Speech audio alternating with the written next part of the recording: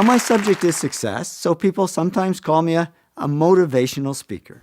But I want you to know right up front, I'm not a motivational speaker. I couldn't pass the height requirement. And I couldn't motivate anybody. My employees actually call me a demotivational speaker. What I try to be is an informational speaker.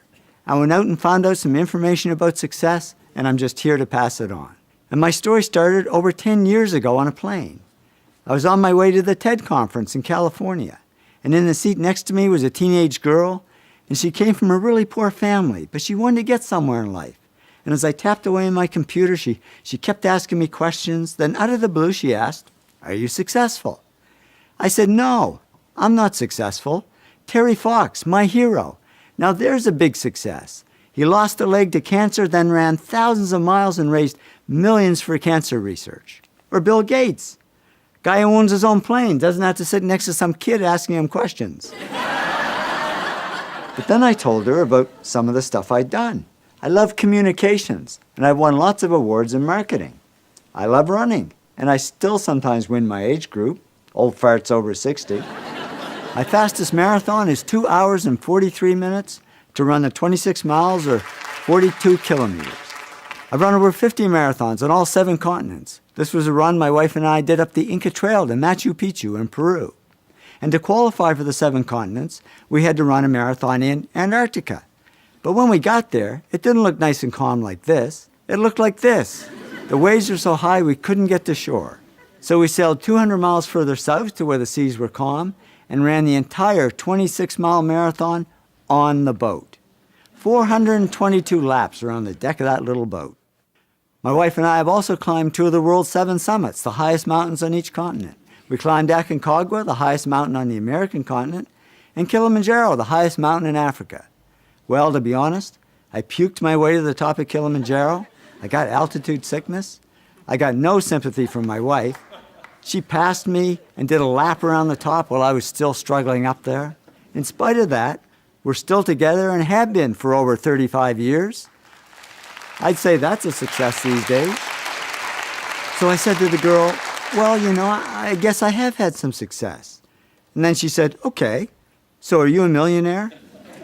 Now, I didn't know what to say, because when I grew up, it was bad manners to talk about money.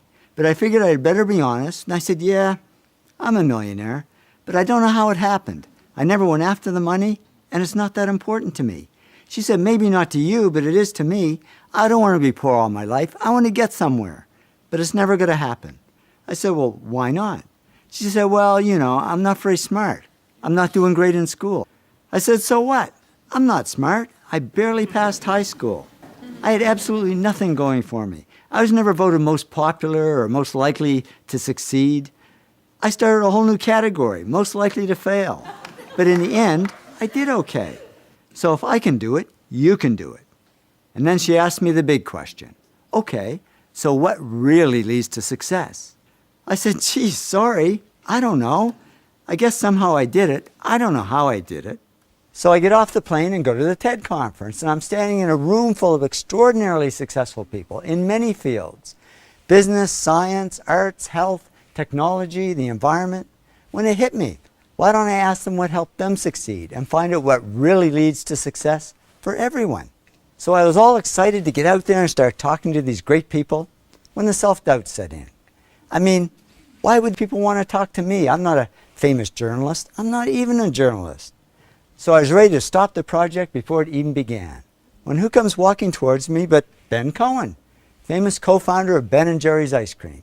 I figured it was now or never. I pushed through the self-doubt, jumped out in front of him and said, "Ben, I'm working on this project. I don't even know what to ask you, but can you tell me what helped you succeed?" He said, "Yeah, sure, come on, let's go for a coffee." And over coffee and ice cream, Ben told me his story. Now here we are over 10 years later, and I've interviewed over 500 successful people face-to-face and collected thousands of other success stories. I wanted to find the common factors for success in all fields, so I had to interview people in careers ranging from A to Z. These are just the careers I interviewed beginning with the letter A, and in most cases more than one person. I interviewed 6 successful accountants, 5 corporate auditors, 5 astronauts who had been into space, 4 actors who had won the Academy Award for Best Actor, 3 of the world's top astrophysicists, 6 of the world's leading architects, and oh yeah, 4 Nobel Prize winners. Yeah, I know, it doesn't start with A, but it's kind of cool. And I want to say a sincere thanks to all the great people that I've interviewed over the years. This really is their story. I'm just the messenger. The really big job was taking all the interviews and analyzing them word by word, line by line, and sorting them into all the factors that people said helped them succeed. And then you start to see the big factors that are common to most people's success. Altogether, I analyzed and sorted millions of words. Do you know how much work that is? That's all I do, day and night, sort and analyze. I'll tell you, if I ever get my hands on that kid on the plane, actually, if I do, I'll thank her, because I've never had so much fun and met so many interesting people. And now I can answer her question. I discovered the 8 traits successful people have in common, or the 8 to be great. Love what you do. Work really hard. Focus on one thing, not everything. Keep pushing yourself. Come up with good ideas. Keep improving yourself in what you do. Serve others something of value, because success isn't just about me, me, me. And persist, because there's no overnight success. Why did I pick these? Because when I added up all the comments in my interviews, more people said those 8 things helped them than anything else. The 8 traits are really the heart of success, the foundation.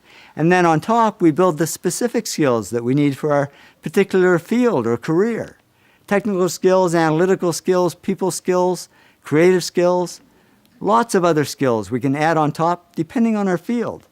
But no matter what field we're in, these 8 traits will be at the heart of our success.